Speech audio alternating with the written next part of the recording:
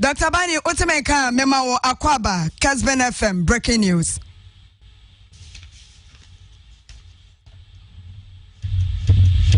Hello, Dr. Bani, Utemeka.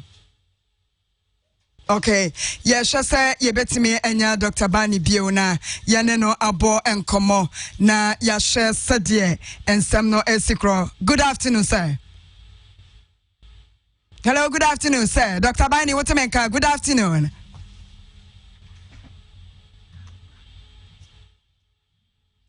Alan John Kojo Chamatinye Monkoso Namuntie breaking news for Kessben FM. Say a breaking news utia. Nase kotie program emfata. Anka daje. Neba boy Ali Baba dan kambalie. Anka daje. Neba boy. Hello, Dr. Bani, Memo Akwaba. Breaking news say na wapo mtise ya odesheba.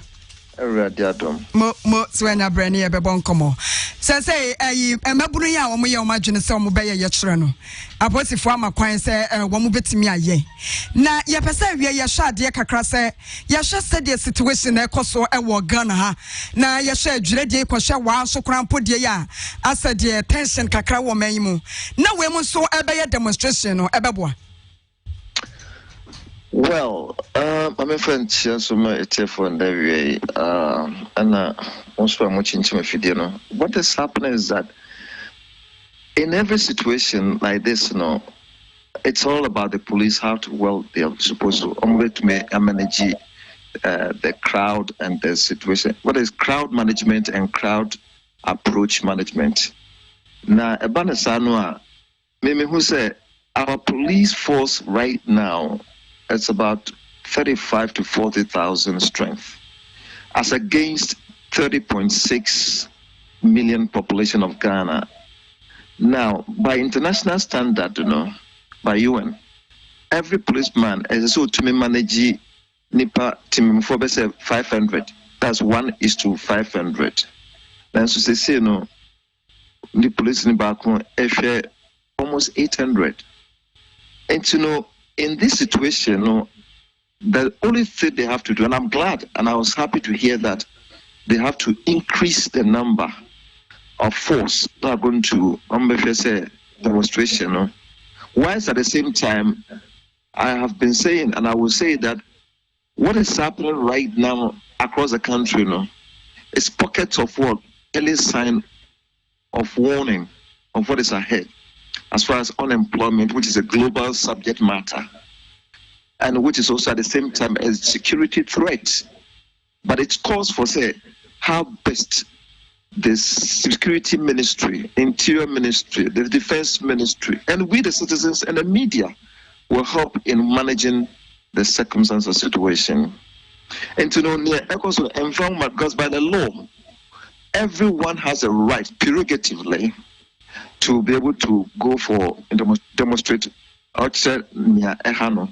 Then so the same law permits you need to request by writing to the police. Now earlier on, when the Motrokoma police because of COVID protocols, they rejected them. But when you foresaw what was ahead and now, then these people also insist and say whether police or not they will go then it becomes another threat. But because they know they have the right. But of course, the party as opposition, when the police have been given the power by the same parliamentarians who made the law that this is the situation. And so the police has a right to reject you or refuse you.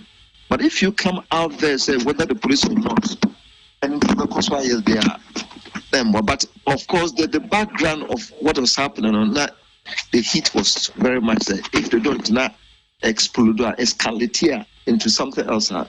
So the IGP then concluded to give them but rather they strengthened the security very well so that there will be no infiltration. Okay, Dr. Bani ayanene kasa security expert.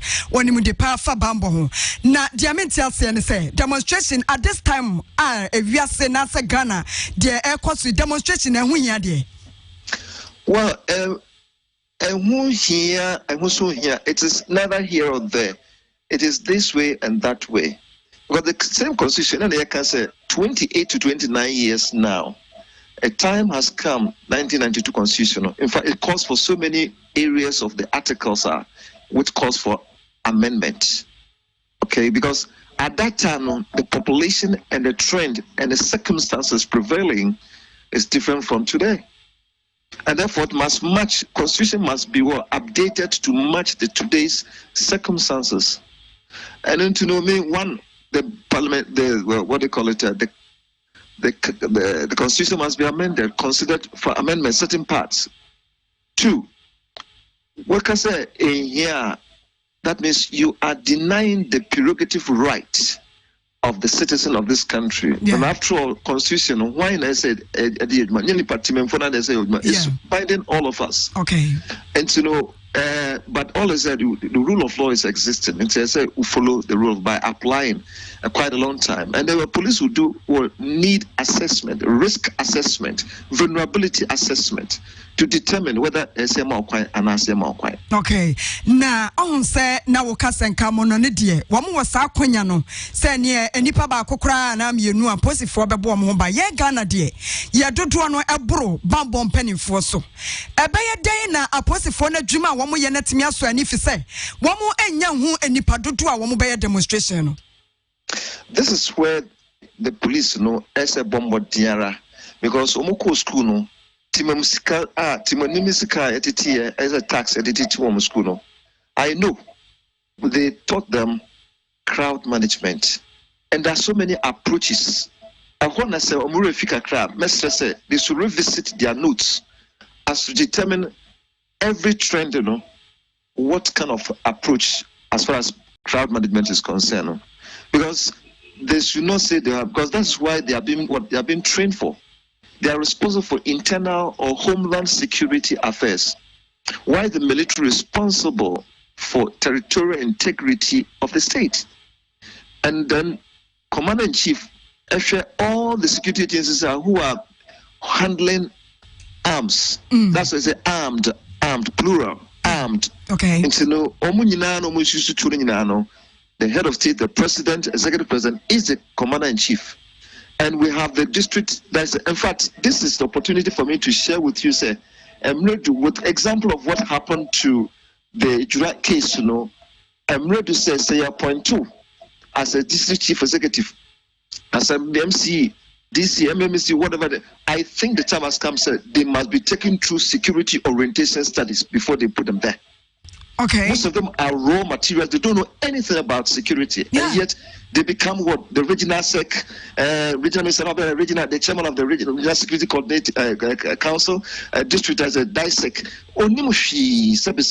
And this is what the problem we are facing. So I'm suggesting and advocating that they must be, if there's or no then all of them know they must give them orientation on security management before they mount their position as a district chief executives. Okay. What kind of ejura and a meba ejura? Say ejura and penny for any paba sanse. One more a board, one more shan, one more fa, and shimo any bibia metoja a quanya and yama bonny way a corso. Who believe the ever sani pami and sanimo? Well, and what do you call him, Dr. Vladimir and Jordanso, and the other two, I've forgotten their names. Well, they are men of substance, but they will do I know they can do their work. They will do a very good job as best of their knowledge. But my problem, Kasipa, the activation, the implementation, putting what is being put on paper to action.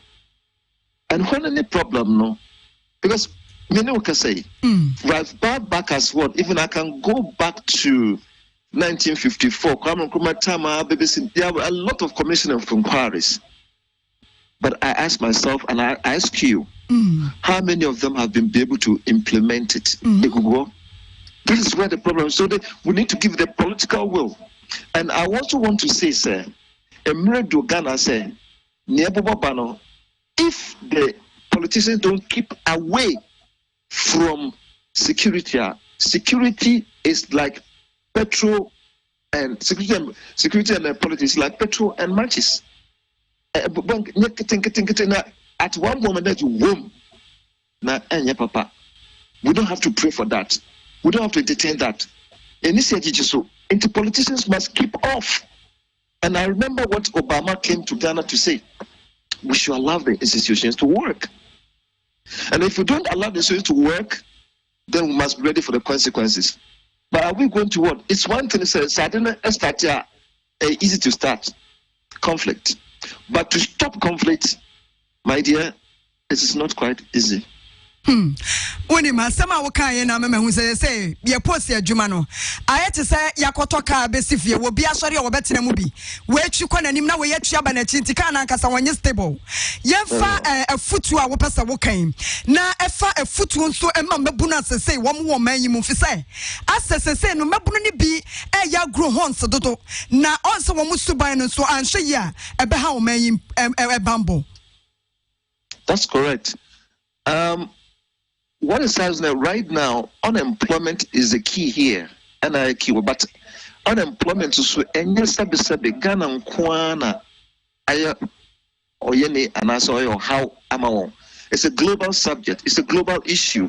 It's a global concern, and it's up to the country, the state institutions responsible for that. Ensure that they manage it, dialoguing. Find ways and means to address the issue. They cannot be 100% perfect. After all, we are human beings, but we have to be talking to one another. Ayakasa, kasachre, akoma biakosra, anuya na bekasa, afakwambisu, and find a way to solution. But if we don't care. We don't talk about it. And of course, it is now uhu balloon. And we saw similar thing happening at leading to the Arab Spring, the Egypt, Tunisia, Morocco, Algeria, that area sparking from Egypt and spread it to that extent. Yeah. Remember some few years ago. Okay. Emma, Timimphone sorry, I saw Munkuyan and fear Pelbia, Munkuyan. Not a few. It was terrible, but we don't have to allow such a thing to happen. And the young ones also must remember, say, their future, they have the right to express, but then they must pass through the prerequisite procedure. And the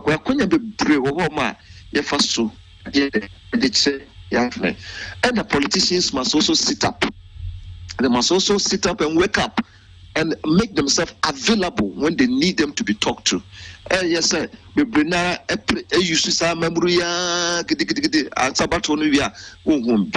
is very unfair. It is very sad. But they must be ready for what? And and that one day they will be attacked first. But we don't have to pray for such a thing to happen in our society. We must amend our thoughts. And everybody has a role. And the media, I will plead with you also to be very careful on the way you handle security matters on air, because the approach, the presentation, your reportage on security matters must be circumspect. And yes, that's why. And also, what will happen to that of Rwanda? I had a classmate in the United States of America of Rwanda. Now, can't story so let me say share film now, because see that media contributes to the escalation of the fight between the Houthis and the Tutsis. And to the message, some from me back to you. I'll come and train you. Come to America. Yeah, bet you council for say we are Ukraino. Yeah, enjoy it and near man when you kapa. And be a should in case say demonstration ya ebekotui. Na ebia mabuno no akwa and 1 year traso. Na say wamu subai bi bunkam aposifo no so a. E dia na betu aposifo no bambom penifo no for so 1 year. Well, and in the first place, earlier on, because they foresaw their intentions and then their thoughts. In law, we have something called we'll be a friend of man's row. A man's row, which says, "What's making coming cool? A person bit me at you, not prosecute you, and that's what I charge you because I didn't when you say mekuno." I charge back home. And no kunuswa and also a charge back home. And in this case, police for who say, obviously, a demonstration, there's some say so. However, with the underlying factor, no, heat woman, so much on fire they can speak. So now that they have permitted them, no, they also have to amend almost some strategy. Almost strategy, almost they have approach it matter. And so in this case, for them to put everything to rest, they have to look at what apply all available crowd management in order of what preference. We have the water cannon, we have the pepper spray, we have the what do you call it, bulletproof, not bulletproof, rubber bullets, and so many of them. It's almost at the course of the demonstration, what will happen at that critical moment, will determine which approach to adopt. Number two, they must, if say earlier on, they must go with what 50 or 100. Okay. Since these are all things that you have to consider, and then because the training of the policeman is not meant to kill, the policeman will only kill when he has been pushed to the wall, especially when he is in confrontation with the armed robber.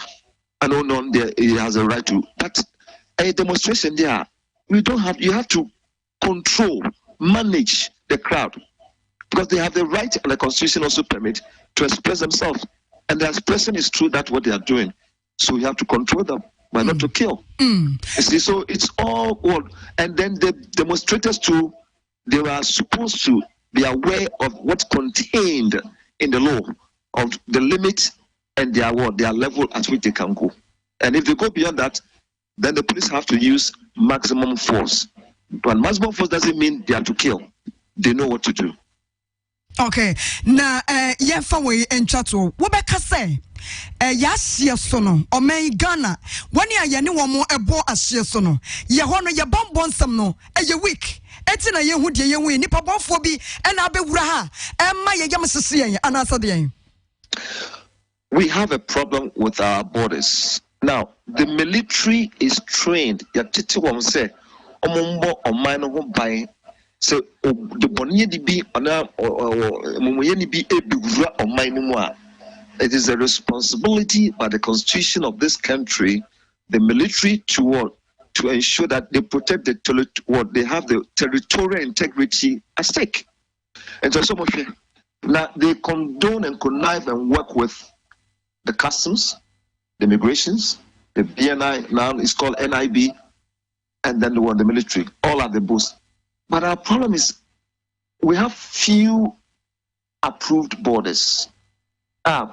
Police for, army for, immigration, customs, and then the NIB for. However, nyaye approval and also send the approval.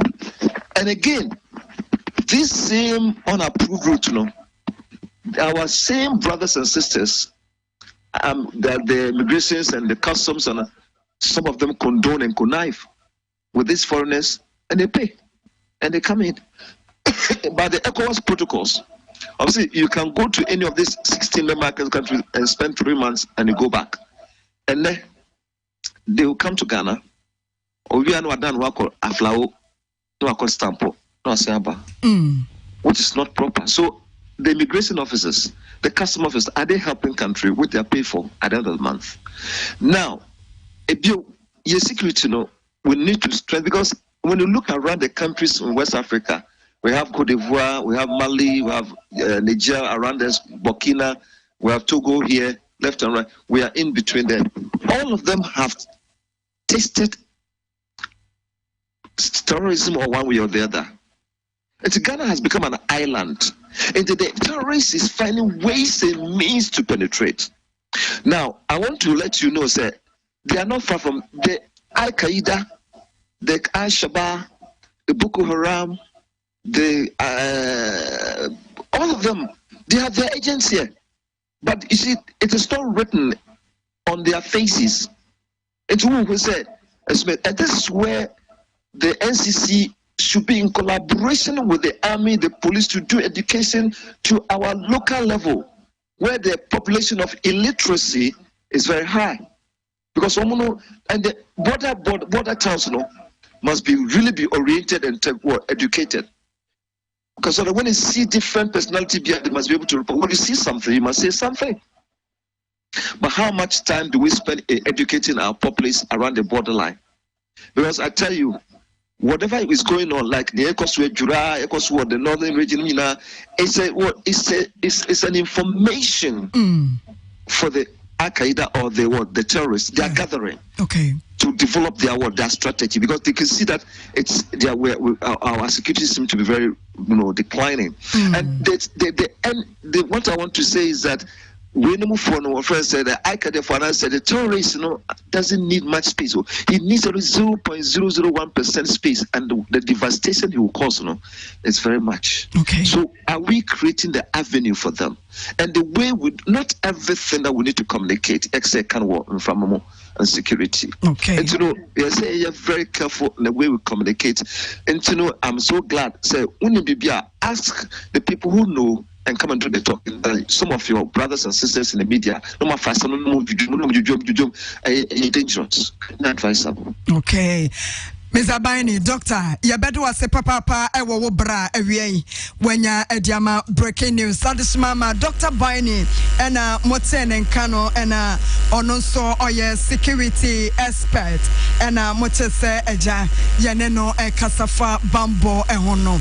Ya kacha mo se program yi eye breaking news. Breaking news. Ya chese unyani baby frisa bre ya kopem se wo bre no ebebo eye no mienu pepepe yenemo ena etna.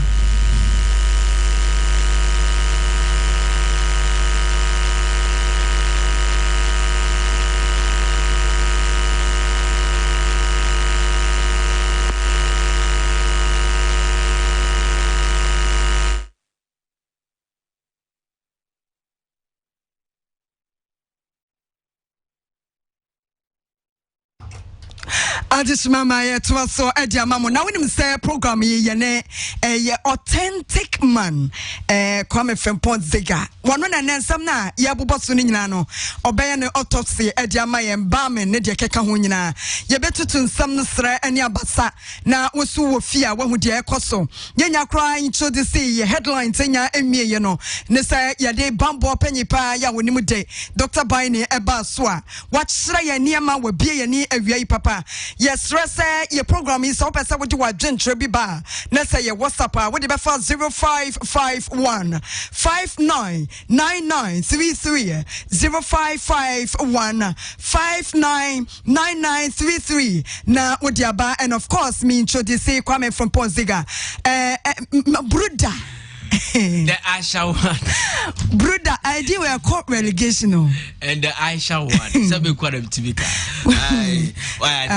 All right, here for Osuba TV Kojabi or facebook.com/KessbenFM. Facebook.com/KessbenFM. You're back in Kadiama. Come.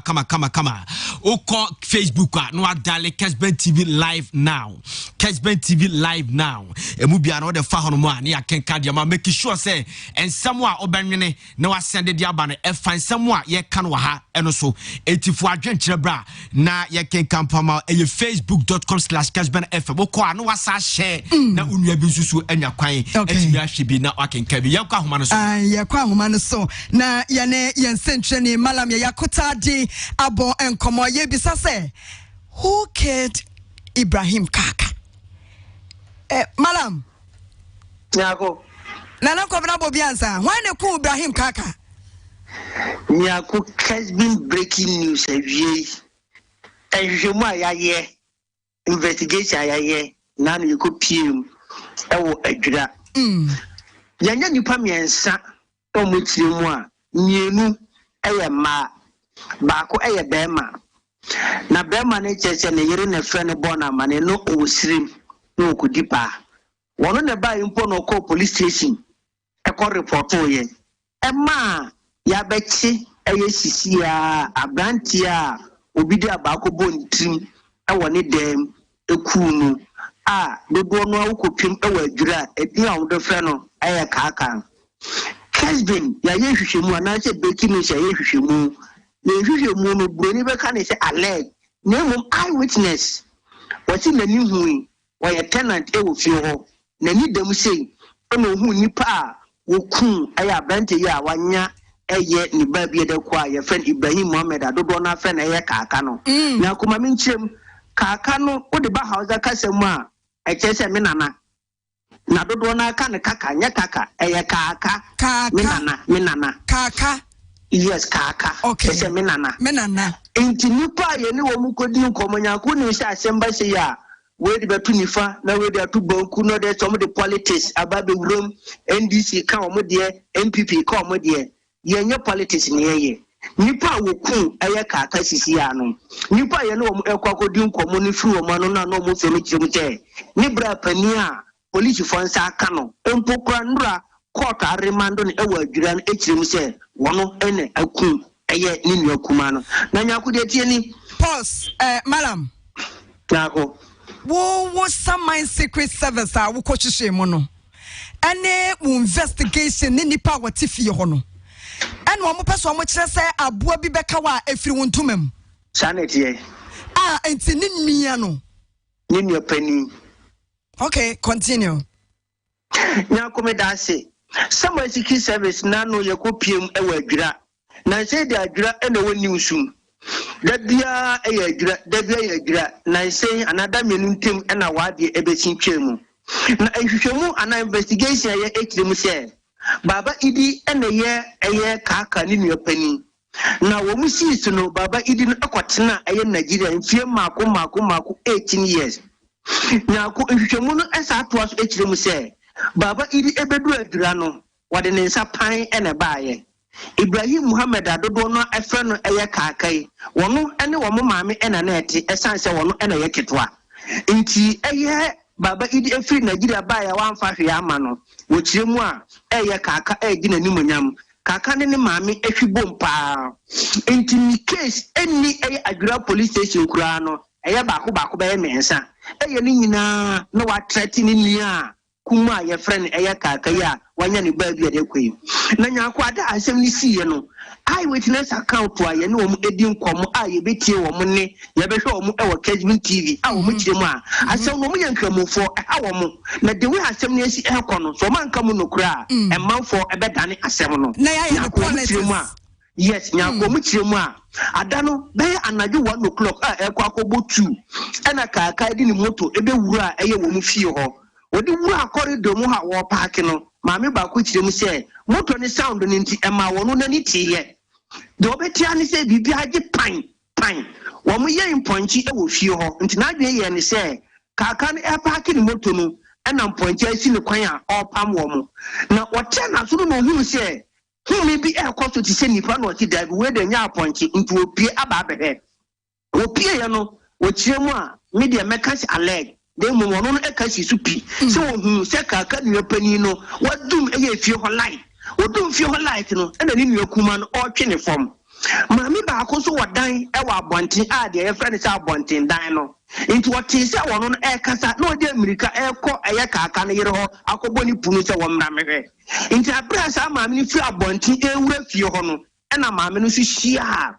eye kaka ni nuapani a ye friend eye baba idi ni na wa pia o dwane na waja kaka no ede ato fom ho eho ana omunya ni teacher ni ba ko wo fie ho ana omu fa kaka no ede ne ko aye hospital na mami ekiremu se asem no apolice fo ba fie ho bebisa no manfo mu ba bebisa ni nyina no wanka mu nokure nti a wanka mu nokure ni eni na akwa kire se eyo bi ni nua asem wono de wo behind dan ai se wakwa aware wo ba aware ana wo behind dan wa mehwe enkwan mu nti wo suro se the way baba idi ni sitia no so okoka no kure wo mu a anhwa ebeye no so asem wono so ni kuna atukwan entada eye baba idi ni free no adwena wono anya ye sorry kaka ni free no adwena wono anya ni se omre no call hospital no hoto no wo ba fie a wono ankasa be kana nu asem se ade a ni nuapani no ade ye ni eni fofia nkwata ene wo free no ene wo free ni kunu e wo sirem ebo na mane se eye kaka na wawu no adana na adwene seni na okoye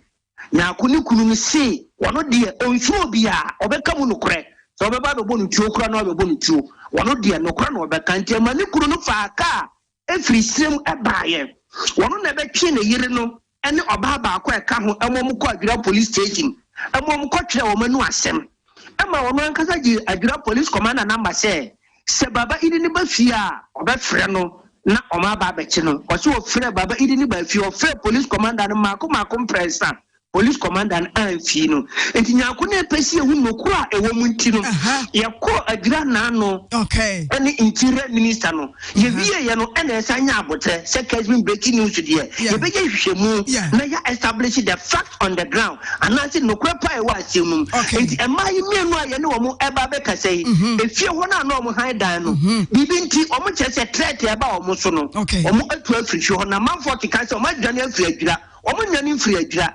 Nyarko yegidie pa aya na ewo Quran mu ewo masala achim enti nana mi nsaka emma no me do mu ko wura eye masala achi a na ewo dagom line ena me ni emma edi nkomo na me mo mate asese asem omo ka no se yento a dan kwa mabiane me ni wo mu mie no Nyankopon to ye nsa fe ya obi abekwa kwakire eye wo masem no enti Nyankopon matu wo manum asem eka nye adano esiye yanko tie eye maame ne die dikan ne yentie die wotoso de na wo fi abonten ebaaye no ye wi a wo mukunu no ebe kire ensem no nyina wo fi sire mu baaye okọ police station no ama Kessben breaking news any Kessben 93.3 any Kessben 92.9 atiefo ne ahwefo hu ne ekọ so ewa adura nipa asebi allegedly wo ku Ibrahim Muhammad aka kaka nam so ema nipa min esa hero wo nkwa no yenko tie witness account no okay mo malam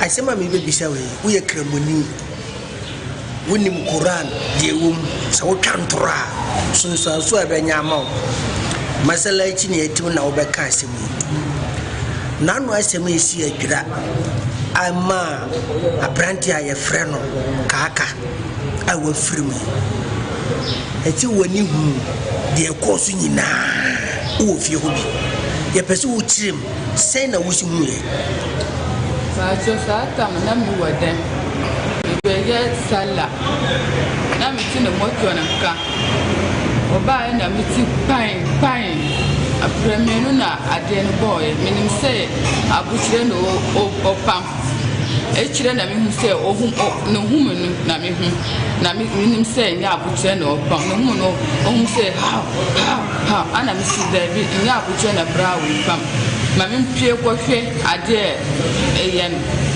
me pie fra bonti mi hu say ne bra adu Jari ho lights no chini why bra kaka no bra ne bra ne friend say baba yidi me hu so chini o tuna akosum no ana mi ko bo ne gire fun say o mun pie ba hu ade on pie ho ba hu ade tam ne yire pie na me sa dan ne chi ne yire nyam pie na ma sa dan ne chi dan ne chi hu say o jaro no o pie kwa abonten eye wani pie kwa abonten baba yidi okay ana kwa abonten na mi sister we onu so fit onu so o ti abonten honu no den wa abonten o timi kasa no onu fit na dem ne bai o pie kwa abonten na onu mi sister we ahia baby ayeti mudinsi o yesi uwani hu aye de coach of free abontin de ba e pesi hu baby ayeti describe ha kire ye sunkaya ayya nka aye ntura nka yamba tin masallaci ani kura sam na yabaka enim mini na hunu tin yabaka ade na hu ye to na mi wo dem mi real wala mitise ni moto ni besini boy onya ba ko moto ni mitise hai minu na boy to na madona ba abasi na besini bi was me hu adia ayeno na surachi to mi sie ho na mi tie de koso ana mitise mi sister no ye dede eso mi mse we dede na mi kuma ye ana ba tena bi beni tie ya e kuna no ibra ne bra ye friend say baba yi dede ntina ma ye ntimi so no abadane busu asam eso mi kunu woni fie basi ndemi de mi kunu de wansi ha oni so ne number ko ye kunu ne papa wo ndu de woni hunu de ekoso nyina ye de ya hunde biya ne ba kan so ajira fosi ya biya ne ye wa jira hasi ya biya ne ane kura sam ne ya kanu ye sin turo Who are Cremoni, a dear no between their dinsi. But your grand neighbor is not your young. And the bread and they are what. So, Tom, I will to point brother, I come and never get the wisdom. Okay. And to me, for deep back, I was requiring you now to me back to pen and none of you. I was the mess on the Saturn words. I send them. And to me, and I know by ye, me buy. In the me buy, I die when I was said, was there a friend? Say, bravo, say, as soon as I went, no, since I some bank was see. Braka, Nupra, what did Dian H. But I got the old Satam. What then would be a book hand so the Kakamoto. Talk about what about Russia, what the pen, Satam, I don't know. I said, dear Benesina. Let me ever say, I was born. And they not all appear a veranda like a crab, what it away. A feeling where you are and the toilet, or light, mouth light. Don't move, Musa Ariana Papa. No appear, I hope you know, Musa, or move to into a bang, or ban or he say. Can the black as I eat, one nation is that it or the regular. Saturn open the young machine was a Joanna Quality, Echo Boca Caponse, Sarah Monkey Bayaji. Saturn Babsino, no only in Odiana Brand to herself by Pierre. What Pierre resumed when you all about the night.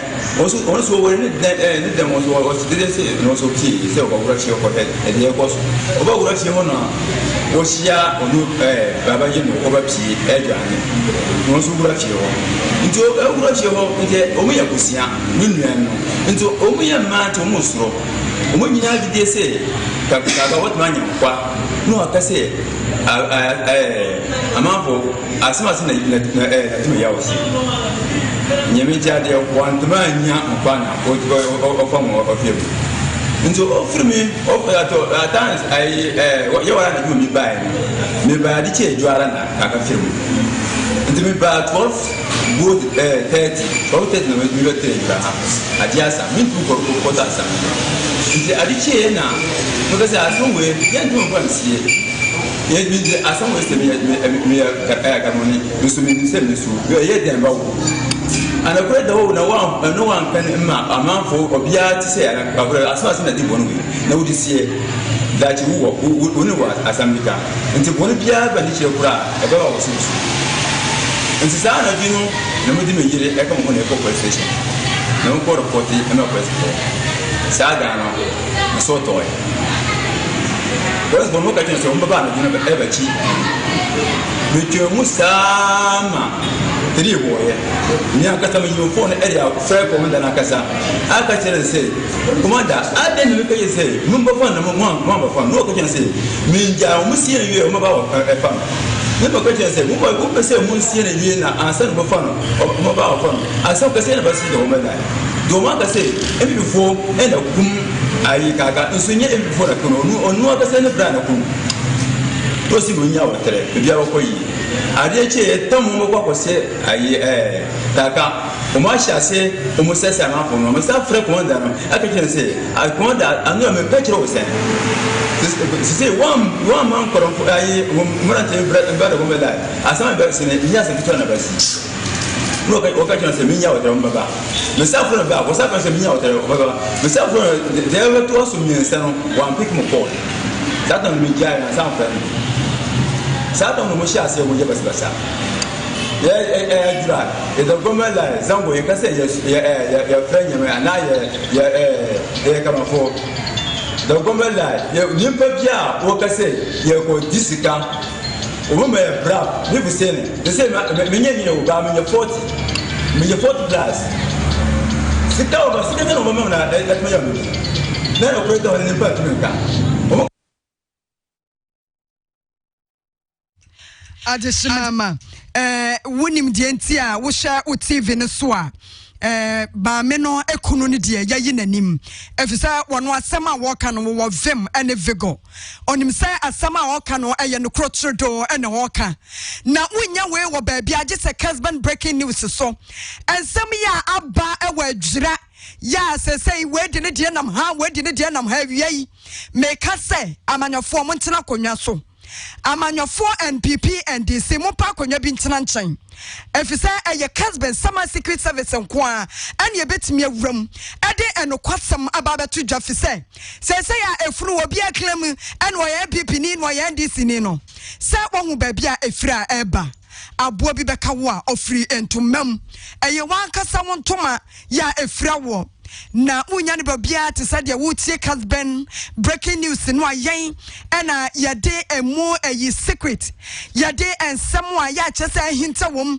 ya amanyefo binom ebagata wom ani ase ya ebinom keka de wom pe e de kire ye no obi antena nchen na bambom penifo ene sa board na yate no enhwehwemu nkoso onse wo wura no wayi nanim efisa wasi onsuro asema oka makacha sa Kessben breaking news na nyen kwa na yedi o yane yania kasa yenua bema kwa me Frimpong Ziga ensemo a ekoso nyina wote ha otapene na anu se ya Ziga mesamo akwa ba nyakwa I say yes asye ewo ye security expert ensemo kan kakra bi abeka so nyakwa honestly speaking I'm very sad for this country, and for the first time I'm very proud Ghanaian. I'm proud Ghanaian.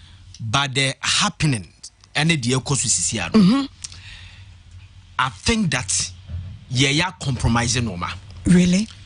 When you spoke to the security expert, Dr. Baini, and someone can you now say Ghana, we are not safe. So we have to find a way to micromanage the security in this country. You understand? Jedikai. NDC4 youth wing genwa. Omako J police extract omo person omo demonstration. And a police are granted their momo. Later, and a police for the sababon tibeka say omo tibi and protect omo. And a police are resigning omo decision say they will give them a protection. Now, when you read our constitution, okay, Article 21, Clause 1D, Chapter 5 of Constitution, it say, Obia or whole crisis or person demonstration.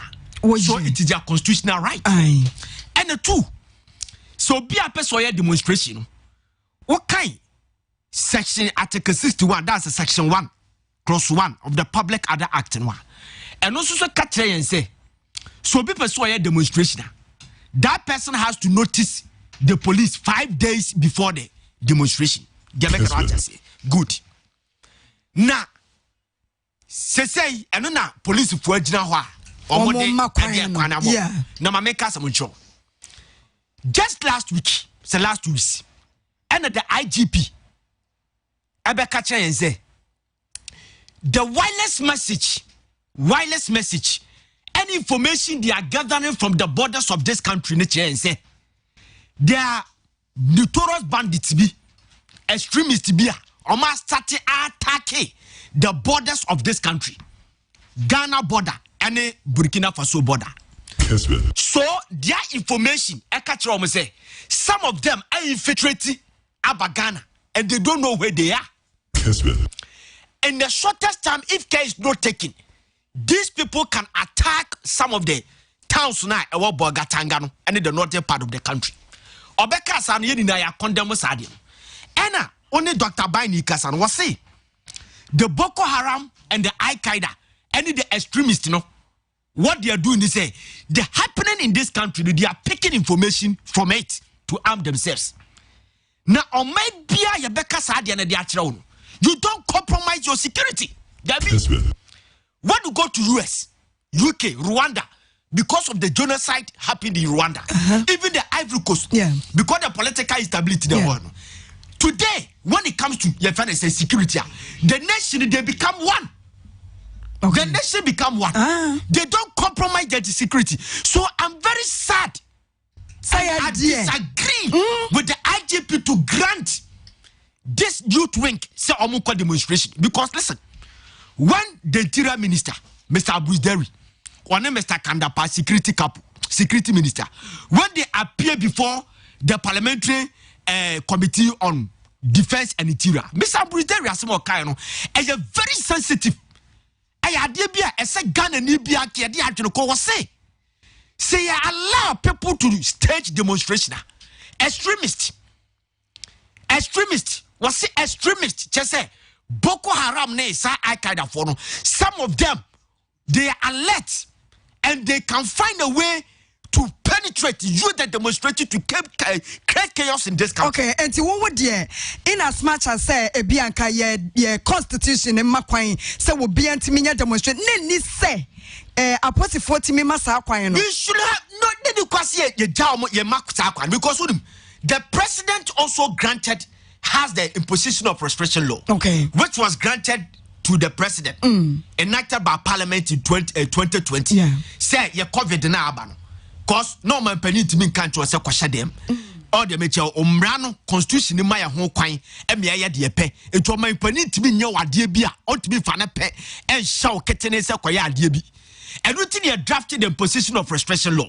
So the president could have also based on it. So the quarter, next year the Ghana police should also do the appeal to delay the demonstration. Sebia yebekya kwanu mu September how baby abia Ghana ajono. Look at what is happening in the war. The militarization of this country. Every issue. One noy, just 5 days we allow people to do the stage demonstration. And demonstration you know and according to the interior minister I say a good interior minister was say violent extremists have targeted Ghana and they cannot go to churches because churches people they search people. They cannot go to restaurants. They cannot go to mosque. All what they want a demonstration. That is where they start from because demonstration yes will be demonstration will be a home. So I come say extremists they pick this information. That's what we all might say. They will use the demonstration to attack this country. Near Dr. Bani Kase, I was a penny for a woman share among your some swell, or much woman a free a bamboo. Says I was a bamboo penny for a year, what is a canoe, one come when him no more. You asked a sensitive question. Ubisana say, what about if the demonstrators they overwhelm the police? What are they going to do? And also, we should not compromise the security of this country. Tell me George Bush back Ghana. And Archbishop Duncan Williams on my account to be was say President Kufuor organize dinner at the George Bush and the America for mobile. So when they came, banquet hall, Omobekono, Bush munya my President Kufuor munya my dignitaries there invite you. They were all omujejina atokwamenanye Paul Gini Isaac nye didi Hong Kong. Then one security man from America Onim Archbishop Duncan Williams about Rebecca Chen say, Papa, go and sit down because the president of this America is about to sit down. When he sits down, nobody goes in, nobody comes out. Security, they don't joke with their security. I say go and sit down. If you are invited, go and sit down because the most powerful man on earth is about to sit. When he sits down, nobody goes in, nobody comes out. Or no kranwa or fidu kromaban. Waba hasenu. Was some now my own security because they don't compromise with the security. Nigeria for you be a cofa some the abnormal. I say papa be ye Fanny Coyote, Fanny, one former aviation minister of Nigeria. He was closer to General Sani Abacha. And Nigeria constitution and trauma say nobody can be given the privilege to shake the hands of the president when the president is on duty. Apart from Sebio Wofie, Jamaica Watcha say it is only on Nyarko president Anna Yebe granted that privilege at Yamana because of diplomacy. But General Abacha stood low and Omar Yasser Arafat, the bodyguard, because shaking the hands, not knowing that there was a poisonous Ayibia, now a branch and some, and Omar orchestrating to kill General Abacha. It was Chiano and a poison no copper and some, and A didify no sama abacha wuye. That is the security. Compromise. Compromise. We should be very careful because Sebia, yeah, granted our demonstration at the Amomo September. I wouldn't have any problem. Yeah, the moment December, I wouldn't have even the latter part of August. I wouldn't have any problem. But look at what is happening at Wa. Tension and Wa. The police commander Becca and say there's a tension in the border of Ghana and Burkina Faso. They have extremists out infiltrating to the country. Then look at Ejura. You're setting up the committee. And you can find the Sekranyamai, Vladimir Dansus committee. 10 days. Found the Sekranyamai. Then you grant permit for youth to go and stay the demonstration. Now, I make a control. When they catch us a demonstration, they Casa Ghana. All what they are coming to talk. They have said it on social media. Face the country, face the country. Everything in this country, none of them could for the country. And then demonstration also that the MPP for because me can pass 2012. There are series of demonstrations. Guta, UTGIE, teacher for demonstration here. Yet President Mahama won the election. The largest mammoth demonstration in this country ever happened in the history of this country. Kumi Praku demonstration. Tamale Kumasne Accra. Okay. 1995, 96, yet NDC won the election. Yeah. So we have to address everything. Okay. We are not saying they don't have the right. Okay. But the timing is bad and we are compromising our security. Okay, more Kwame Frimpong Zega and I'm attending Kasama okay will be the better to say or say Munim Sebia organizers na one more organized demonstration Biana Ebimpo Eka sa a chatidom for ya yesu so betting abe Roma Munti Eka was a positive for a stop it or more the police must stop them. Way a year Obia Jincha wa deaba. Afeziga yensha a jura and in some secret service and Shushamua Waje a day afania akoso a wedra na say Obia o person animu ba because won srobia na womu nim de womo eka say abrantia no say akoye to say Cain ani Abel de na wo Bible mu ni bi onuane eya age ne nanimunyam enti waku no ye ne amanyofo de womo awura asem ni modwira ensem no. Yeah, I thank God. Say akodi approach fontem. Enti police for be investigate ni ahese bia abrantia na asem no wo ne kre senye amanyofobi na abone pass on keka saade no se ne kre panso a police investigation no ebedadi and as say ya set up a committee means on public hearing aye be push sa emrantia na interview a ye boy no e de akọ Vladimir Mp Dansos committee no omode ho fund this aba so I have to rest my case. I don't have to go there at all. And see a jade aka no e de ma police na omo call manim eti nyako na eno de meka ho no why eti yen koso yekosa messages ni bia ba na yes I jump on martis yes asem bi yes na hu pa yes ayi efunu bi ho asem we ya ba nya asem keto akra eti message ni bi ohara message ni ba ko bia ba say good afternoon Nyarko and Ziga reporter malam ya yakuta de ba ye no dan e di pefe se kaka ni wo no ne face the country for de no e be sia keke eti wa say amanyofo no yi wo ho free mu we ke ye bo a en wo de free job asante de aba en ya kwa man so na yakokode assembly say e wo kode yera Peter Dabankwa mema wo akwaba Kessben breaking news senior.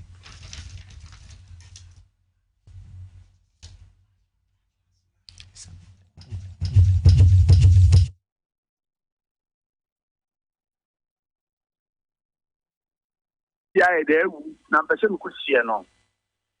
Yes you fokuro ya wo anamra and ya wo ankobia.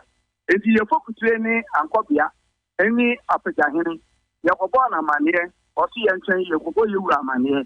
Enti bo anu mo so ye se memra. Me koya o si ye wura si ye kosie efunu no. Na ye kosie no ba bia ye sie enipa. Enti ni ya bai ye ko kotokum dukuru no ho. Ama akoye amamre 1.5 snap for 2 million. What the aquasia, as the annual the aqua in strong in nipa or hotter. And I would do a fool crying at the ankle. It's but yeah, you see a tipa, you know, you have a ball, a man over, say you could see. And then you could see from that the one say, first of all, come at your two about the cool for the ahye ho sɛ wɔn mo mpene ma yɛ kotie efunu no ɛwɔ hɔ yɛso yɛmpɛsɛ nya esi wɔ adwira no ebi besi wɔ kɔdeɛ eti no ama yɛasensɛ so yɛde ɛtuga ama Ghana man nyinaa yɛ dɛ na sɛ dabanka wotie me dabanka hello dabanka akwaya hello Peter wotie me Peter me say ada na de adwira ɛbɛka we ho de yɛdam kra yɛnwie sɛ efunu de ɛne de asi wɔ adwira ɛmfa ho ɛna ɔde ban sɛ yɛantate o sɛ yɛantate a ntɔkwa esi adwira no ebi na sɛ ɔso ante ase yɛn sɛ bɛka so yɛkɔ akɔ akɔtie wei so se mɛkɔ akɔtie ɛde basabasa yɛ ɛna ɛbɛba kotoku ɛkɔdeɛ hɔ ɛno nti na me kyerɛ saa. Okay, enti mwachia musika muje muhu ni seka mwa ya mamre wie enti kampanifo ma me kwan cancer so wufu a ya jo 1500 15 million makocha a me wo receipt bibia a kire se abaya ma me kwan se nkosie efunu no ana menya akọọtụ invention bia a kire se menu efunu wo kọdie kọọtụ ma me kra te bia a men ayi men so mu afi de beguru se a principal at the two about the coup. Me no café, no. A principal karma, I will quote the okay, now reason Benya de Mamu. What day? Reason Ben and Penny for the Mamuntia. Moya mo mamranim with beer, and she say a principal Emegua Mamuncie. Yet you do chrono, I call my principal, I call our principal, I do my go, or 2 4 here, what you could see funeral. Now you knew. Apɔsifo ɛkɔ a wɔn nam so a wɔn abɛku kuro no mu a wɔbɛku ahyia wɔ sɛ yɛde funu du a ntɔkwa ɛna bɛyɛ dɛn ɛbɛba. Nti sɛ mo yɛ dɛn efunu ne wɔyi efunu a wɔyɛ stranded sɛ deɛ na mo yɛ. Efunu ne si dɛm. Esi dɛm. Na ɔyɛ yɛfrɛ ne sɛ royal like mo free abusua ɛyɛ adehyɛ abusua mu ana. Awɛ kotoko mu dihyɛ ɛni bia. Okay, on to a free chrome home mapa. Our free chrome ha, why this year? Now what's in a chrome one so? What's in a while?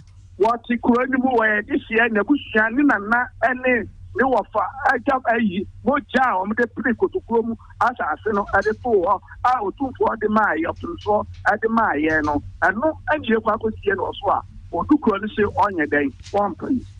Nanka baby a wo free ya wo hodie enka wo ko na se ye kosie wo a enka ho hyehyɛ enye bebre saa nananom wo hyehyɛ foforo bi o ma ya na ya tia ni se kotokuro mu no aye ekura na ɛwɔ hɔ eti amantuo no enye gyina yatu aba hodie na nano kuro ni akyekere anya ya asieye ɛwɔ hɔ eti aya asieye wɔ hɔ no na wo ye kuro ba ɛsɛ wo sie wufu aye there ewo eno na odukuro ne se o ma sa ebusua we yensie yefunu awo kotokuro mu. Okay, and to say okay, yeah, better say Basani Peter Kasa. If you say Peter say one of the quiet and mamma in every yeah, I was say and can we timi maquina was seeing mamma. Naso and once my baby Mesaka Kotokumo a busia penny or Kofo a Japan. Yeah, one or enna a share a yabamu. Yaneno ever bon come or Kofo memoir quaba. Yes, mamma. Na empone. Nada na mumu obi nsi ani funu. Ma da sima kan ayi on kan na kure. Nti se min chemu a. Chirem. Ne tiani se. Sa penin da banka no. Do ka sei. Ye busuya na nye mogam. Na enfedi du awe ni nyina no omu nsie nipa wo kotokuom ho. Gisa yen na ye wo ban wo. Ena kunyane ye ohini ye chance to land na me ye busa panyi wo so ndiye ba ye nsa ni maami wuye no odi ya troko ankobi ahene ho ena ankobi ahene frɛ odikuro na nasa mo buodu na o ka kire no na o se efi se ono be wo hu se o ma be sie nipa bia wo Kessben. Into a cancer, I can't read no, so what you buy or the hunger ever. Into 1 or time, no, better than answer. So we shall know. I him feel Santihene Stuland ayo nana apejahene office and okoye oka ochechi mu no a no msi asem na de nti saade a omukobo asase ro opem so otufo mukobo na amane ne de bisie no waka enti omukoba ye no panifo ahemfu mi no ikoba ye no anom ne tu na ne se otufo se yempe baabi eseye foforo na kroni nyina yetwa ma wo no se ye nipa bi esisi dan wo na yetwa asase kakaka ne fa ma wo isa tamo mu kan ye no na me ntiapo na me wo feso ana kudukum dikuru na na se mo bodu frɛ me se dia esi no na openso asi yempe baabi ma wo mu ye na twansi ko a wo mu kan sa asem no na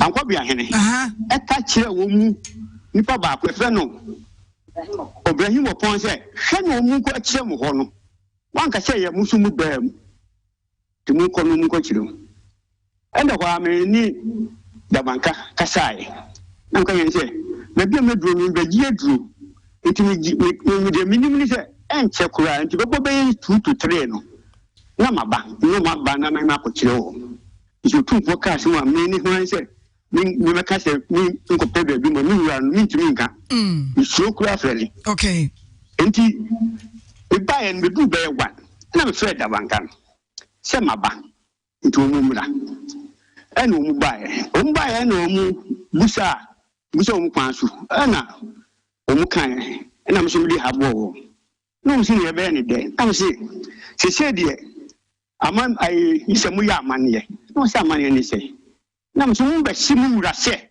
kudukum dukuro se edisi ewu eno ye 100 Ghana cedis ene snap ana fe mu go se tia 50 Ghana cedis ene snap ne de woko kire saa ba bi kuro no a ye bi meye afusie ana mo ne me koye ana mutuaye kwa da banka gina ho adaase ana mini musimu afrefre mo faase ne ye de koye na mko kire mu mko kire na me kire baabi se aha na munsie no na de nko ye twa no nye plot ba ko anan e plot e be twa be se bia be 4 acres ana dia ma kutokum fuo ni nyina nyamo ana me de me bae timowa metimo kuma se metise yesi yan ban nche na mo ko fekire baabi na mo ye mo ba amna no okay eti nana me so mo mingaza eti ba sa no wo mu etu amna no ade achi ya ana mbehia wo da banka o kodie na msi ni abra ana oba na msi ye do ho a ye da na ade ntina baabi a ye ko kire me ko kire mo no mo anye no ho o ka kire me se anyira enti na msi sana ka kire me ene me ka kire o me so tumfo tanka se kantanka se baabi kuro na me kire mo no se munsie afuye yi no se mo ansie no ho na munsie ni nchen baabi a mutu tumfo ntam o so me wa kwasie die ne be ye enye odwan me twa ehwa na kodie jase hene ejina ho anam si na jase hene me dansie no me ja ho ba afi no na kudukum dikro akobo na ankobia mane amomo san hia otumfo secretary ho amomo aka se munko sie no ebu kwa ya wo se ehwa ye sie no ye sie nipa hoda no sa ade ye sie fofo ne betwa amamo na le na wo de opɛ baabi nipa nyina da afi de wo msan ehwa ye water law na nsuo tata ho ene kutukum dukuru na na samo bodi sie na nanom enyi nipa emian kɔhwɛ baabi kuro na sensuo tata ho a na otutu ho ntam eni se ni kaje na mehwɛ ya na hu se baabi ekɔ no ma hwɛ ya wo mu di bibi pɛ agiade nye nipa no mu sie no mi machi o mu ka se akonwa no mu di bia na se bibi na o mu yesa me fam me madwene no enti eba sa no na hwe ya na nanu mienu a mebom din na anko bia hene na pegya hene a o mu sie mama ni ba he no abepem ne se ne na o ma ya adwe se ye be fe ni ama ya kohwe a menu na me ya na me da bi the pegya call came court some injection koto so some mo mu hie no enti anu ti na ye ho aposifo ho na na ai ko bianchi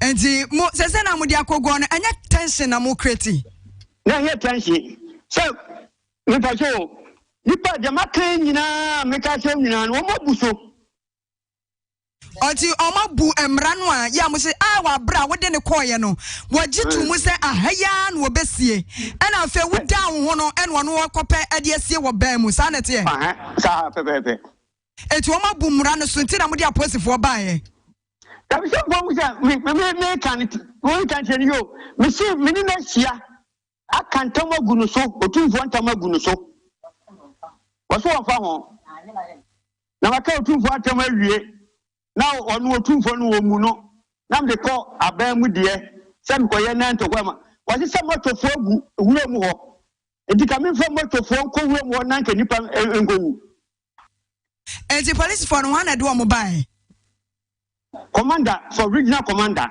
umpa mu ko kunwa yi na central regional commander the letter ko okay enti court injunction no mo de ama abusua no de o mo nsaka on enti o mo soso o mo nsanka e o me so o mo nsaka da be na mo de ma o mo enra ya enra ne pe wo nwa ehu wo no o mu dane to ba ko oyi opon no o dan to kokom yetete no ana enya ndi ama no enti wano no adwane atokoko mu no na mo de share nzem adanyi mo pon dwane na da banka su tu ni ka ko me pa cho me je bibi wo e ma kodie commander ayi Ashanti regional commander edi ayi ba ka je kodie commander se on fro no nka sanche wo mu sa de no wo mu ye no wo mu nya no mu sa ya adwene aho no mu da ye ho so a wo mu ye na ba prison ni kura prison ba ko ye sergeant wo wasi na se ni wo station master no a ono keti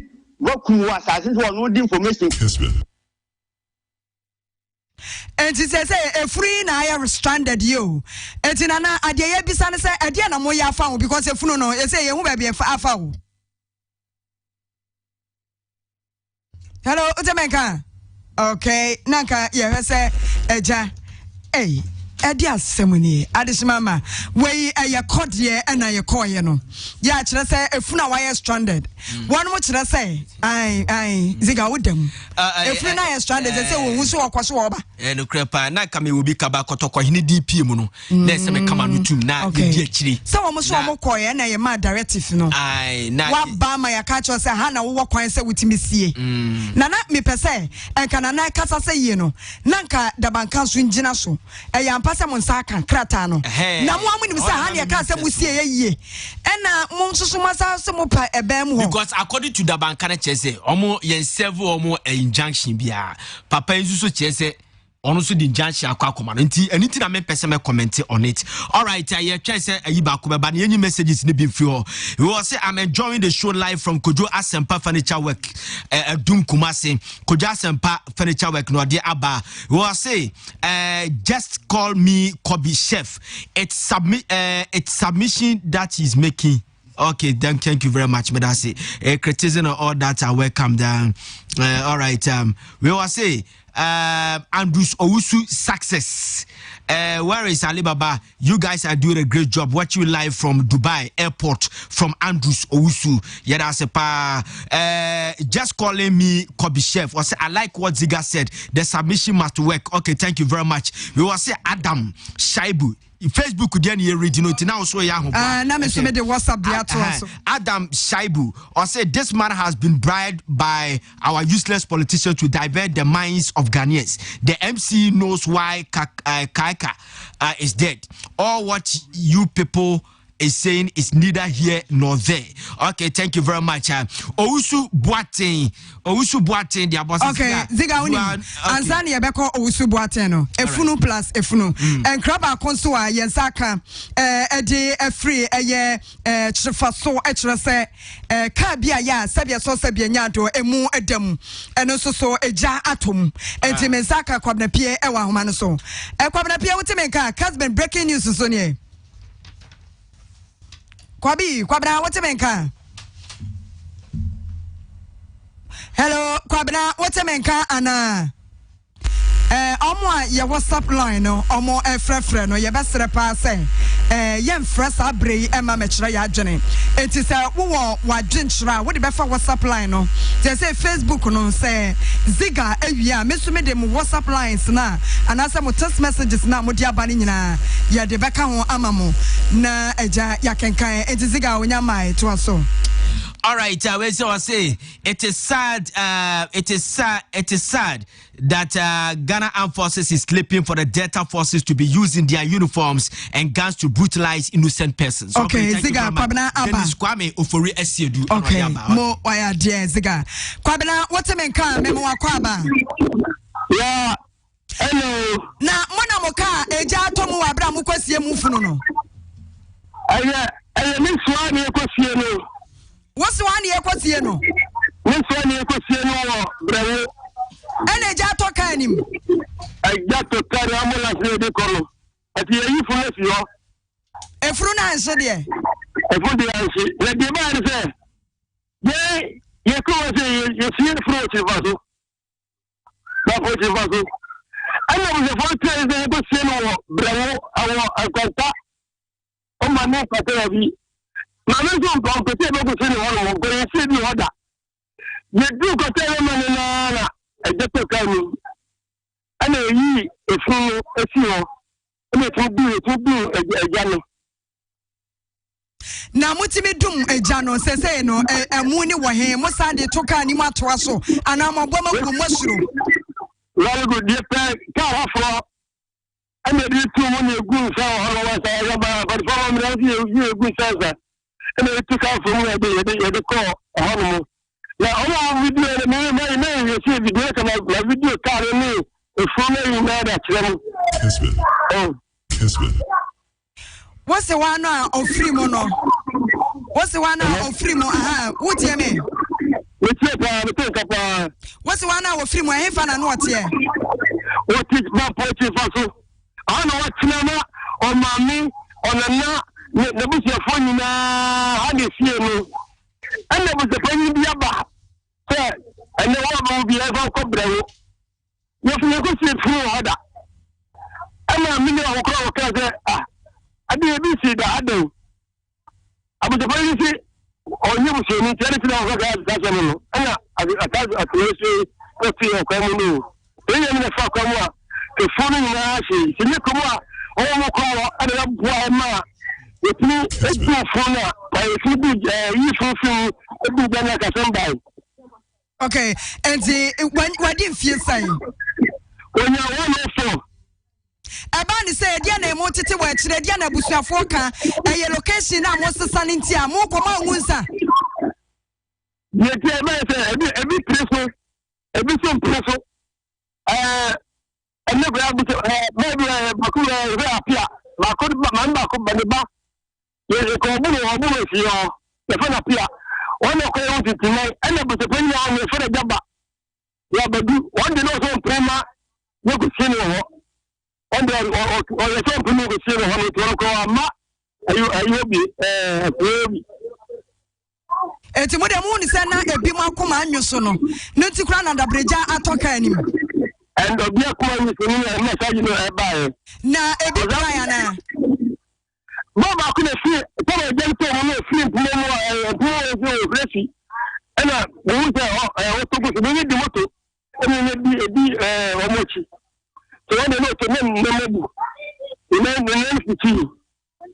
Okay, etikano kano ehye dwere na manya hu ba bi mwatimi adum na aka ne betimi asa akobie o waya bi na touch e na fi e wuse ba inside if you do if you have no one to chase you and work. Say I'm not doing Mbasa de atoka na mo na mo be high taxi. Yeah, me brother who can you have the two in the car, you never to you. The next question was okay, it is a what's the but ye no mo ba ya he. Yeah, okay. Say abusua yi mo abopusa because say ye bia ebeba ni pe be wu abrawo ana mo bakwa akosie mo beto aso akwa akosie ni pa wo ho ana mo be sie wo chirifa so wa anu ni asemu a obusa ye de pa to tie bisa ebi preso o se samra no for so many years ni amato ana na ya mi se wu ye no we se bi yes samra me fa e ko because I was a penny for blow. And I could not do for blow. And I could my pocket also for blow. And I would have put a blow because you for blow. Tomuna, I just said, Comigo. Don't do anything to call him, because we never see that come out. And there will be over never be at you. I need to see another partner of the phone. I need to be a. We want to go now, and then the never was in the film.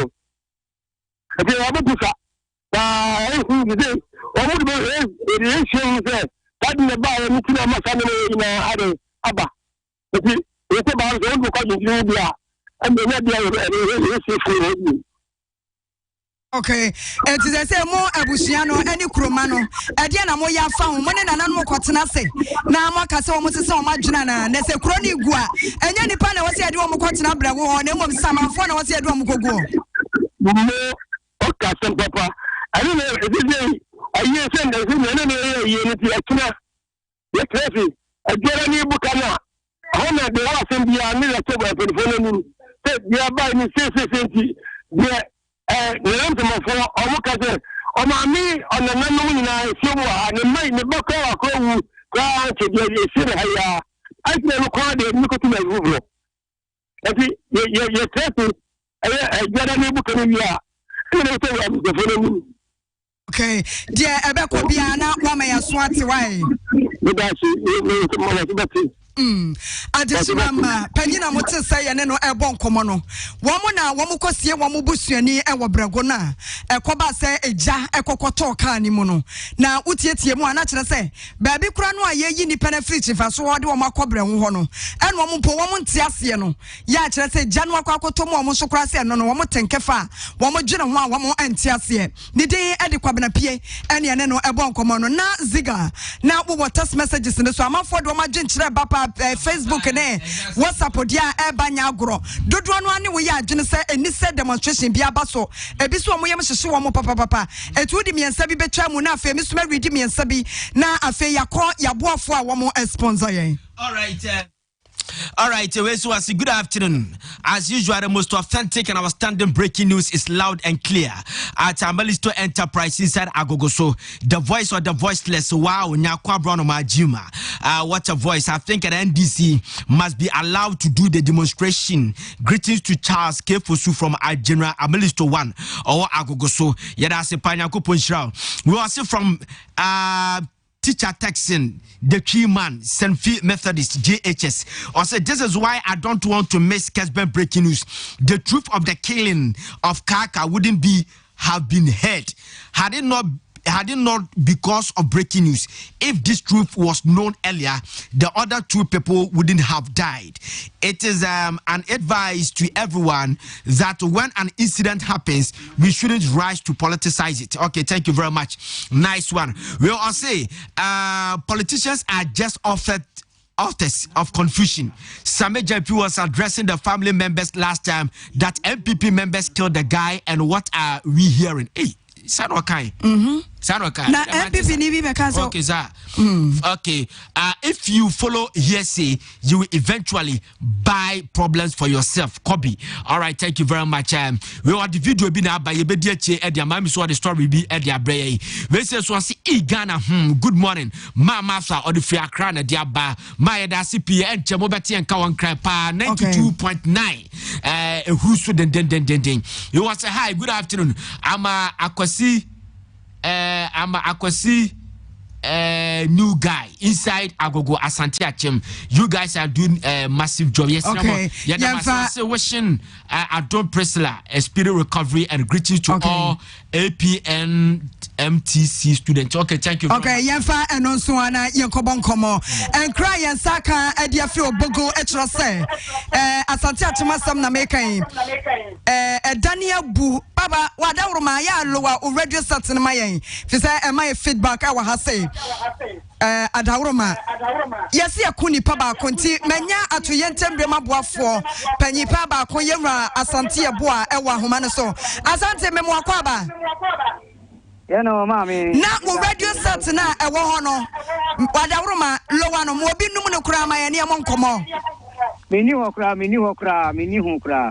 okay okay nti dia na my feedback sa no Asante system bi wa kirewa na e kasa sa no so any ka kira system ne say o mo lowa no because anya say e di nkomo e be delay metini nyina de mo kan nyina metini ti chon ho pa why ade chon ho okay, so we share TV ne so a yen central for kwa obogu no no photos no ne videos no enam so no Asante we nadmo coordinator ye bisa sa no pe mo amatimi asori akofie wa aboyemu ma me yedasi ma yetiefo nyina Kessben fo me gide se ya no kra no pe yan tiasem papa bia no pe ye sorry be no sia ho ana yeti se dan abu bi enti nyina etu na moko na dmo coordinator nyina ko ye ko ampare dan abu akuno enti ye fra police for ni adumfo nyina me ya ho aduma wie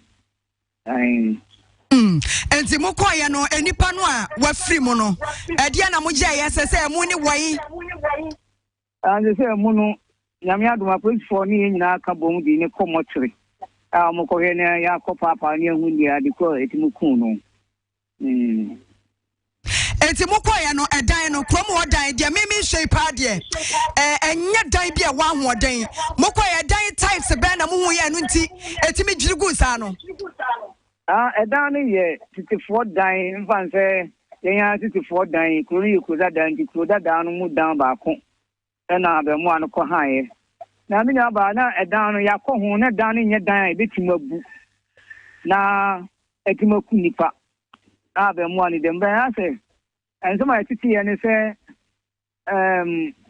dia busiafo no ka kire nse abe mo anu obi aboni dia be mfie miensani age se o mabo no ho kasa na se ho kanu no ma ya ntinu anko akra no mo ko dan no dia no wantoa a je se omni so benya yaresa ani se no a edan ko buye no mini aba edan buye ankasa ye kan ko edan buye na be ma no ogu dadada edan buye no ogu dadada ai etuano de efri on efri ma ani ma dodo sai na mo hye sai ye sa mo de mo ani career ye ko ye ni ma na sai ye mvan se ni TV ne mpa ne radio kitwa bi ane de o dem ho nko ana na wo ho na eniama e wofie ho se efie no nipa ntimbiem nipa ti pa efisia titifo fie wa onim nkanete to mu sit down tifisia ni nipa be se be biunu na wo ho enti wonu nko ana ne niama seye wonu nko ana ne niama seye dan no de be bia mu wonu nko ani dan no nko akiri ni bu ya egugu ko dem ho a ekogu ni so no ene na free de fra panti wutietie mu no na nipa na ye de no obo ni dua na me de mi tini se fi okofa obabi ni ne dai na ekiri ntoko bi ba na ode oba no sebi mo ni mo awa na se eni ni bi asoto no ma no oba no bo ni dia eni sana yete no okay nti ne mpena dada na one ni nya asem no mo eno na akofa we yaba nti nadmo ekrom ho mote atore nchen bisa se bia nsuo to ana bibisa ekrom ade atore nchen sam nsuo to pa ma enyema sisi enyema bia nhye den sisi ebebe mfie be 1987 on nsuo to ma atore nchen mfama fae atames breso 1980 2009 ho man from a 5 but if you on with him see him side him da okay ya de wase pa asante eboa yo me da tumi ba ya call acronym no ya be mama so ati okay mo oya there oya nadmo coordinator ene ne no akobo enkomo no ya call acronym no ya shada ni nipa na ni ya gani wo hu de course no ebo enkomo nti yentie eyewitness ya na nimfa asem ba chomi de nimfa hu se me na mada nipa no so oyale be 2 months ni dadem eti me enu na adwono no opere na me de me kohwe me de na be wura me dem anope ya me wo ho no mo ana beti so mo yese dan na bu ti me so le kohwe na mpa se edan no ebu eti me na me ma o mo adwen ba so se obi yale da edan no eti me fa akire ho no be wura afia me bie ne pono na me kohwe no na dan na bu agu ni so busuafo nim se oyale pa enu ano pakora makoko enu omo akokasa se nkomo mepeja no so makodi hu dwuma anye yi pacho abusuafo no omo ta ba fie ha ebe sa ade wo mo nta ma ha sa nti enye ye wo fie ha ya na chese esuso ni mu sa abusuafo no de omo nta ma ha sa nti ne ba kora na aba ha sisi yi ti akwala na ya na ba ha be sisi no oye de ni pacho esirim ni ode Mohammed adwuma be no oye na nkwasi ni okum na ntwi mo ye police for us mimi mom de anopa na de ni sie mimi kwa abusuafo no kobo wo mo amane enti mintumi hunsa abusuafo ne ko police station so omo nkoyo mintumi nkyere eyam de ahyehye ya pa me kura me dan ya me dam nya ti maye ma adwen se me pedan na metu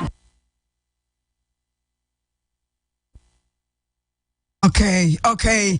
And you call a acronym no and enipa yetimi ene no ebon komo no one so extra na jene was hi mide ede Edward of course of first course what name is that was it me pese me ka bibi extra aban no mu gina mu na mo ka bibi extra aban no ema me ye kire ni professional teacher pa na me ankasa was that I use my own money for further studies but since 2019 after graduation I haven't been upgraded.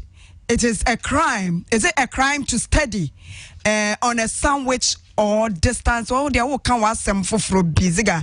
That's a for bicrana or can say bia one timmy and conanimu. Some message we send to Wakai. They are now on also say a more a down authentic breaking news. No, and if I would any be at once, so now we are all right. All right, we was from Hayford, Amankwa. I'm watching you from Kumasi Buaho Kodie, Asante Bradford, was live from Dubai. Yada sepa, Tommy Nap boy, was Ziga Nyarko, work done. Thank you very much. May God bless you. Andrews, Ku Safo. Seriously, Ziga, your submission was very, very bad. Okay, thank you very much. Oibo Boating was from Nirebehi, watching you live. I'm really enjoying the show. Greetings to Honorable Amwa Auku, MC Atumangwa Beja South. Okay, thank you. Yada Sinyamisha Pa. We also Bonzi Bright. Also Ghana has changed from his position. Breaking news. Okay, yada say Champion De Brown. Was say I'm Razak. Watch you live from Manso Atre. In fact, Ziga and Nyarko Abronomah, you guys are doing a great job. Yeah, that's it. So comment on the stories. And may God bless you that you will get the energy always to give us such a great news. Yeah, that's it. Come for Chihuahua. Where was Kaka's wife and children when his brother came and attacked him? Comfort from Asenua. That's a nice question. Oboy Naru. Or say I'm Naru one from Kobro, but I'm watching you live from Kaswa. Keep up the good work. Yeah, I say Michael Jemfi was it the officials of the NDC who went to Ejura should be arrested by Ghana police for false statement on those who killed the Kaka. Hey, David Ali was until the youth of the Zongus resist being used as a political tools. We will continue to be victims of manipulations. Ziga, why are the NDC mute about the killing of the Abdul Waziru in NDC office in Kumasi? All lives matters. Okay, thank you very much. Edward Kwaku. In fact, Nyarko Abronomah, you do all from Edward.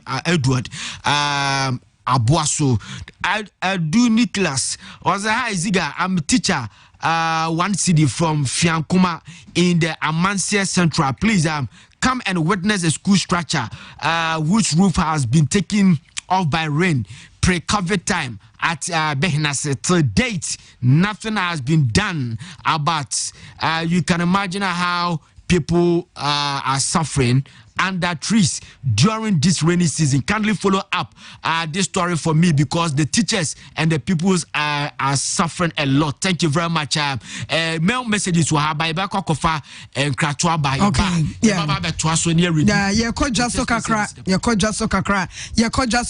breaking news see Nyarko Abronomah and one more Asada top court roofing system to say a dinoa. Yeah, yes, and I was say a so bonus so yeah. Hu ye pa enti se afa na wo si wo dan na wo penchance papa ya wo de bebo da so ahum anasa frama na befa wo mfa ho a top coat roofing system na mekamfo de amount wo mo de scotch aba wo mo sheda hwe ye wedai en wo ye wo alozing self lock wo ho wo alozing IBR ya chese ni nyina no to aba bia wo kɔ no ya de begu kan mu akogya wo wo betimi afra ye 0554 316281 so ya kwan ewo abrepo akoko spares na also ekwaje wo de future life smart food aduane ankasa future life aduane papa bi eno no ena no ziga se udi future life ni ana do anopa ne de no ana eye success no na koyie pa ena no pa kramadi na se kra se kuku kasa wan fe future life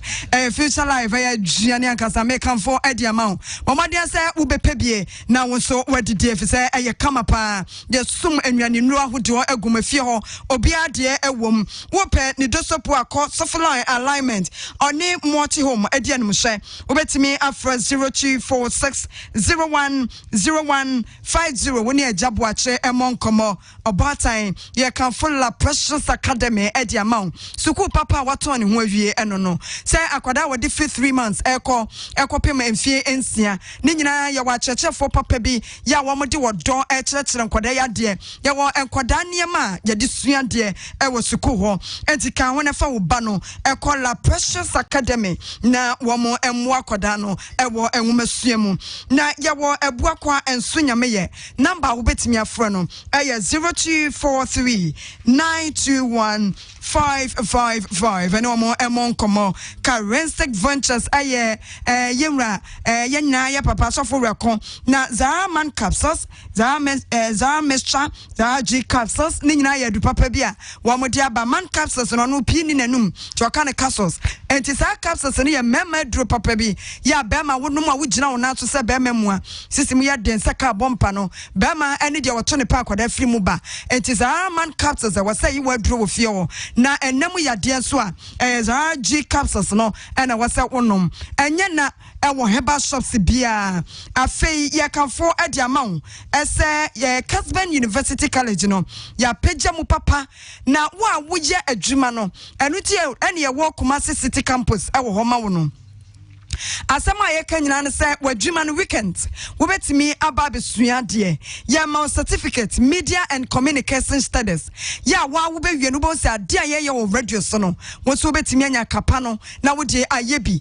ya wa chechefo wo nipa wada ajepa ka ho bra na beto forms no ebi for 0501637383 na wone ye Kessben University College and more enkomo multi credit savings salon say yankeka ye hu mom emra say adwadifo na yamaje bosia fi say mufri enum enso so ekro no yababo mu besia somdwe ewom enkrobata bia ben wa ye multi credit enko ade mo keka mu mom na mkwaje enchiremu ena wo betimi so afra 0277712888 na mo ne mpanimfo abo enkomo afei ma yankanfo new life cream emfa emau honam manen kasa ma wo redia no enkasa fi so babu hon ma hon wo said na redia na say wra aso wo pemfo de ka wo na koto new life cream ni bi na fasra honam baye moto sa wade mo no enku papa nye nku be ma 27 colors wo ba hwe na nim color we nko na huna no so de ye different na no de no so akoye tum da bi sister sana panko ye koto nku papa na fasra pimples and a fe black spots na ma ya na etisisi anim no unya new life cream ni bia eboa cosmetic shops bia wo wura wa wonsa ebeka bi na afeso kra heba shops ahodo wo bisa new life fo nko bia ya bema wo bi na wo koflesia ba ko entansa wo ma gini dosopo ego ho wo betimi afra 0244 870 834 wona manim sansa wona mani problem bia wo no frasa number way na omo emmoa wo ye ka wo se ene ye ne konlumfo ebebo enkomo besa sima enson sope na chese ye ne no abo enkomo na omo so dia pomoden ensem no ede abrayen ziga Nyarko Abronomah yetimi rasa no bia be messages no ba na eba was say happy birthday to Amankwa Michael our teacher ni Tepa senior high school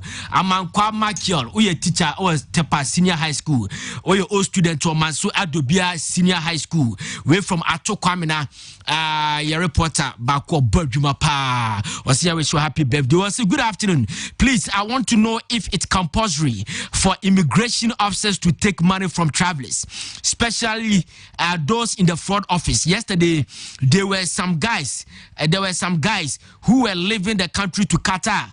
The immigration officers at the fraud office made their flight left because they had no money to pay tip. Please, I want to know if it is a compulsory to give them a tip. Okay, thank you very much. Nice one. We say it is coming from our own sister, Monica Cons. Was a good afternoon, Ziga.